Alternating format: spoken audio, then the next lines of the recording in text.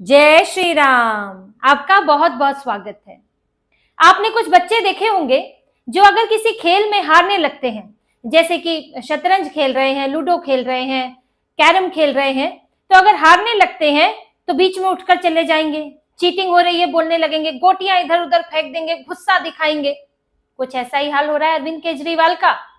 अरविंद केजरीवाल डर के मारे गेम से उठकर ही भाग रहे हैं, गोटियां ही फेंकने की, खेल बिगाड़ने की कोशिश कर रहे हैं, क्योंकि डर लग रहा है केजरीवाल को हाई कोर्ट में जो मामला चल रहा है इनके शराब घोटाले का, तो अब इनके जो घड़ियाली आंसू थे उनकी हकीकत सामने आने वाली है।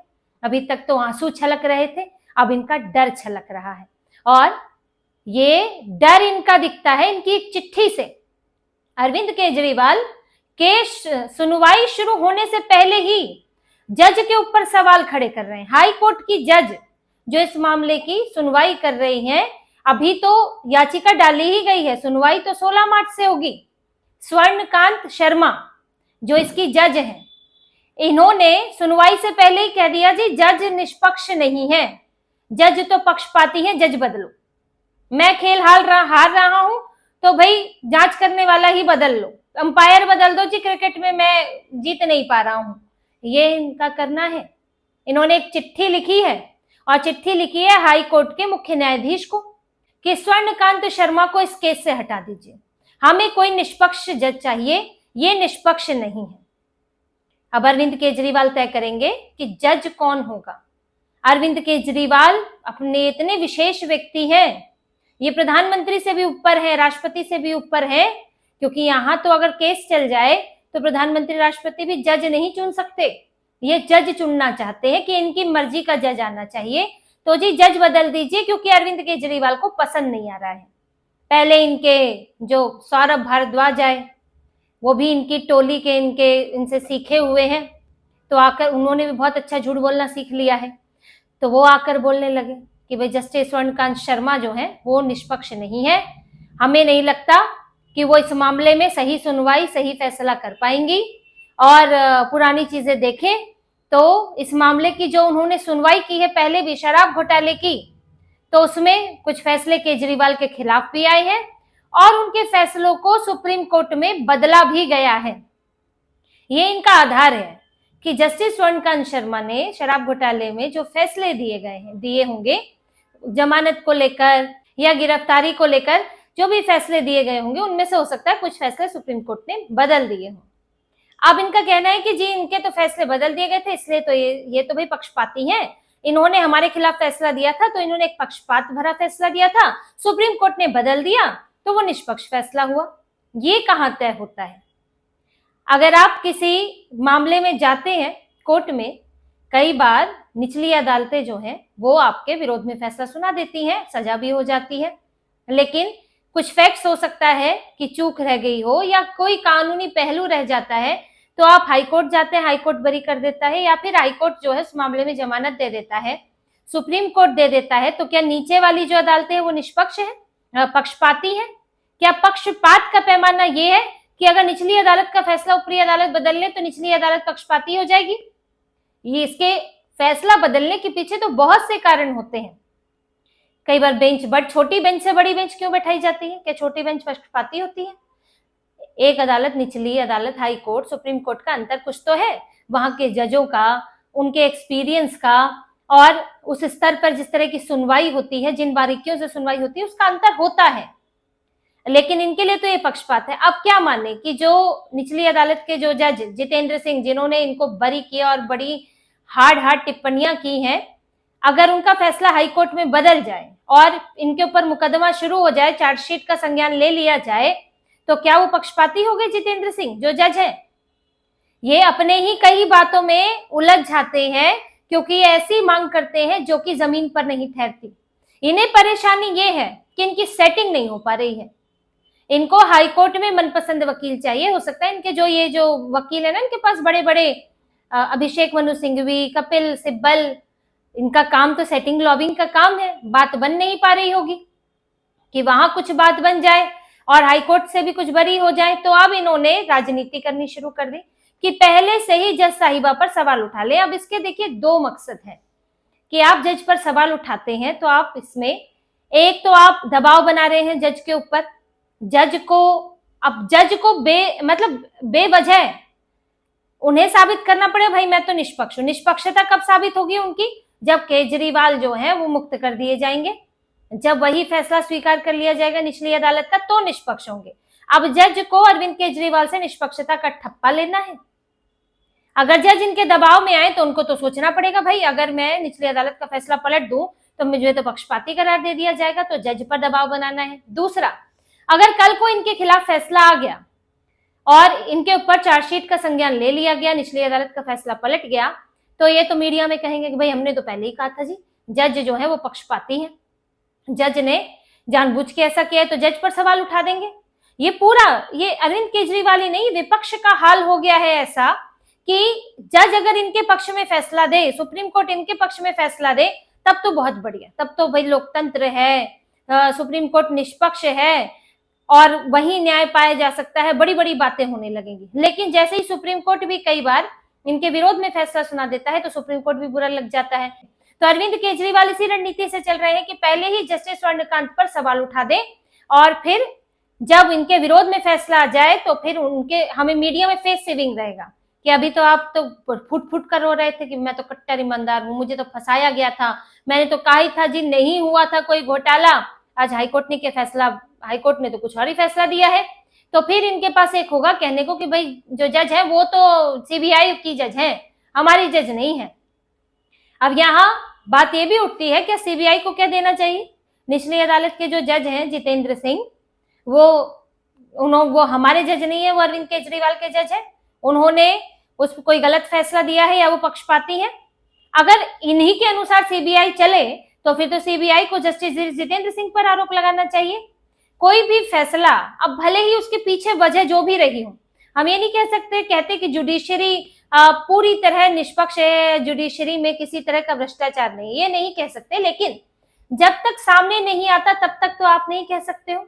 अब किसी जज का फैसला है, किस आधार पर है, आप उस पर सवाल नहीं खड़े कर सकते। हाँ, उसके ऊपर अपील जरूर कर सकते हैं, थोड़ा बहुत उस पर चर्चा भी कर सकते हैं और कुछ सवाल भी खड़े हो जाते हैं उस पर, तो वो एक अलग बात है। लेकिन ये सीधे सीधे आरोप लगा रहे हैं एक जज पर जिन्होंने सुनवाई भी शुरू नहीं की है कि आप जो है पक्षपाती हैं। अब उन जज की स्थिति देखिए। अब ये बेसिकली इनका डर है, क्योंकि जस्टिस जो स्वर्णकांत शर्मा है, उन्होंने जब इस मामले की पहली सुनवाई की, याचिका पर सुनवाई हुई कि याचिका स्वीकार होगी या नहीं, तो उन्होंने जब इस केस को देखा, सीबीआई ने दलील रखी, solicitor general Tushar Mehta case रख रहे थे सीबीआई का, तो उन्होंने यही कहा कि इस मामले में निचली अदालत ने कुछ चीजों को नजरअंदाज किया है और चार्जशीट के स्तर पर ही उन्होंने इस तरह से इसकी जांच की है, इस तरह से छानबीन की है कि वो मुकदमे के स्तर पर की जाती है। और जस्टिस स्वर्णकांत शर्मा ने भी इस बात को माना। उन्होंने, उनका जो था कहना कि गवाहों को लेकर और सरकारी गवाहों को लेकर जो टिप्पणियां की गई, जो चार्जशीट के स्तर पर ही टिप्पणियां की गई, वो पहली नजर में ठीक नहीं लगती है, अनुचित लगती है, तो इसलिए इस पर सुनवाई होनी चाहिए। इतनी ठोस टिप्पणियां, इतनी सख्त टिप्पणियां चार्जशीट के स्तर पर ही करना ठीक नहीं है, ये उनका मानना था जस्टिस स्वर्णकांत शर्मा का। हालांकि ऐसा नहीं कि उन्होंने इनके पक्ष में कोई फैसला नहीं सुनाया, सीबीआई की मांग थी कि इन लोगों की रिहाई पर रोक लगे, लेकिन जस्टिस स्वर्णकांत शर्मा ने इनकार कर दिया कि इस स्तर पर ऐसा नहीं हो सकता। सीबीआई ने यह भी मांग की थी कि जांच अधिकारियों के खिलाफ जो कठोर टिप्पणियां की गई है उसको भी हटाया जाए, उस पर भी रोक लगाई जाए, लेकिन जस्टिस स्वर्णकांत शर्मा ने कहा कि विभागीय जांच पर तो रोक लगाई, लेकिन कहा कि जो टिप्पणियां हुई है इन पर भी हम सुनवाई करेंगे, उसके बाद फैसला लेंगे कि इन्हें जो आदेश है उससे हटाना है कि नहीं हटाना है। कई बार जज जो है वो सिर्फ इस मामले पर नहीं, वो कुछ और दूसरे मामलों को मिलाकर भी टिप्पणियां कर देते हैं, तो हमें ये जांचना होगा। लेकिन इन्होंने क्या किया, जस्टिस स्वर्णकांत शर्मा का एक फैसला इन्हें बड़ा बुरा लगा, इनकी जो है प्लानिंग धरी की धरी रह गई। ये सीबीआई को लेकर जो फैसला आया है उसके आधार पर ये ईडी का केस रद्द करवाना चाहते थे, उसकी भी सुनवाई थी, क्योंकि अगर भ्रष्टाचार होगा, भ्रष्टाचार कोई अपराध होगा तो उससे पैसा आएगा और पैसा आएगा तो मनी लॉन्ड्रिंग होगी। अब इसमें तो अपराध ही खारिज कर दिया कि जी शराब घोटाला हुआ ही नहीं। अब घोटाला ही नहीं हुआ तो ईडी का केस कैसे बनेगा मनी लॉन्ड्रिंग का, क्योंकि घोटाला नहीं हुआ तो पैसा नहीं आया, इसलिए ये ईडी का केस खारिज करवाना चाहते थे। लेकिन हाईकोर्ट में इस पर रोक लग गई कि जब तक इस मामले पर हाईकोर्ट में फैसला नहीं आता सीबीआई के मामले पर, तो ईडी के मामले पर कोई फैसला ना दिया जाए। इससे इनकी बेचैनी बढ़ गई, क्योंकि ये ईडी का मामला खारिज करवाकर एक दिन और मीडिया में हंगामा करते कि देखिए जी, अब तो हम पूरी तरह जीत गए। अभी भी इनके ऊपर तलवार लटकी है ईडी के मामले की। दूसरा, इसमें ये देखिए, इनको ये भी दिक्कत लगी कि जो जांच अधिकारी है उसके खिलाफ तो हो गई थी, विभागीय जांच के आदेश दे दिए थे, जांच अधिकारी के ही मन में खौफ पैदा कर दिया गया था, तो उस पर भी रोक लगा दी है जांच अधिकारी के खिलाफ। और साथ ही जस्टिस स्वर्णकांत शर्मा ने इस याचिका को स्वीकार करते हुए ये जो 23 आरोपी है इन सबको नोटिस जारी किया है कि भाई अब आप भी अपना पक्ष रखिए, क्योंकि जो सीबीआई ने अपना पक्ष रखा और इस मामले की सुनवाई होने वाली है, तो आपका पक्ष सुनना भी जरूरी है। तो यहीं से इनकी परेशानी बढ़ गई। ये तो चाह रहे थे कि पहली नजर में हाईकोर्ट ही रिजेक्ट कर दे कि नहीं जी, निचली अदालत में तो हो गया जी, अब नहीं। निचली अदालत ने तो रिहा कर दिया था इनको कि बाइज्जत बरी, कोई घोटाला नहीं हुआ। ऊपर से जज तो कुछ ज्यादा ही नाराज थे, उन्हें हर चीज पे नाराजगी थी। साउथ कार्टेल बोलने पर भी उन्होंने आपत्ति जताई कि आप इस तरह कैसे क्षेत्र विशेष से जोड़ सकते हैं, और जांच अधिकारी के खिलाफ तो बहुत ज्यादा गुस्सा हुए थे और सबको बरी कर दिया पूरी तरह से। तो अब इस पर हाईकोर्ट फैसला लेगा। और सीबीआई का कहना यह है कि जो गवाहों को जो दरकिनार किया गया निचली अदालत में, वो ठीक नहीं था, क्योंकि हमने धारा 164 के तहत गवाहों के बयान दर्ज कराए हैं। ये एक साजिश है।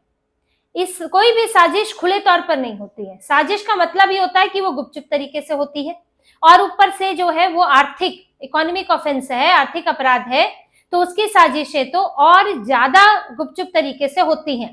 तो इसलिए उसकी कड़ियां जोड़ने के लिए कोई हमें स्पष्ट, ऐसा नहीं कि कोई वीडियो रिकॉर्डिंग मिल जाएगी, ऑडियो रिकॉर्डिंग मिल जाएगी, हमें सबूत, कड़ियां जोड़नी पड़ती हैं। तो कुछ मिनट्स ऑफ मीटिंग मिले, कुछ व्हाट्सएप चैट मिली, कुछ फोन के डिटेल्स मिले, और कुछ सरकारी गवाह मिले। जो इसमें आरोपी थे वो सरकारी गवाह बने और उन्होंने इसमें कई जानकारियां दी, और वो कोर्ट के सामने रखी जाएंगी। अब धारा 164 के तहत देखिए, इसमें क्या होता है कि मजिस्ट्रेट के सामने एक बयान दर्ज किया जाता है, और इस बयान से फिर गवाह मुकर नहीं सकता, क्योंकि मजिस्ट्रेट उस वक्त सुनिश्चित करते हैं कि आप पर कोई दबाव ना हो। एक होती है धारा 161, उसमें क्या होता है, उसमें पुलिस के सामने बयान दर्ज किया जाता है। वो मौखिक बयान होता है, उससे पलट भी सकता है। लेकिन धारा 164 बहुत अहम होती है, और उसके तहत अगर किसी का बयान दर्ज किया जाता है तो उसे गवाह के तौर पर इस्तेमाल किया जा सकता है।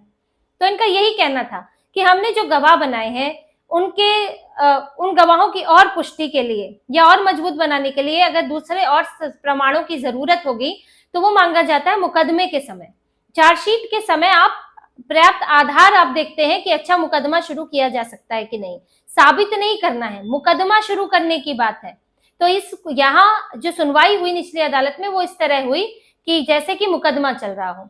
और फिलहाल जस्टिस स्वर्णकांत तो जो भी फैसला लेंगी, लेकिन अरविंद केजरीवाल सिसोदिया, इनकी पूरी पार्टी डरी हुई है। तो 4 दिन की चांदनी फिर अंधेरी रात अरविंद केजरीवाल के साथ होने वाली है। अभी कट्टर ईमानदार लगाना शुरू किया था, अभी फिर से इन्हें वो कट्टर ईमानदार को छोड़ना पड़ेगा और वही बेईमानी वाला तमगा लेकर घूमना पड़ेगा। तो इसी तरह की और खबरें और विश्लेषण आपके लिए लाते रहेंगे। हमसे जुड़े रहिए, सब्सक्राइब कीजिए, कमेंट कीजिए। बहुत बहुत धन्यवाद। जय श्री राम।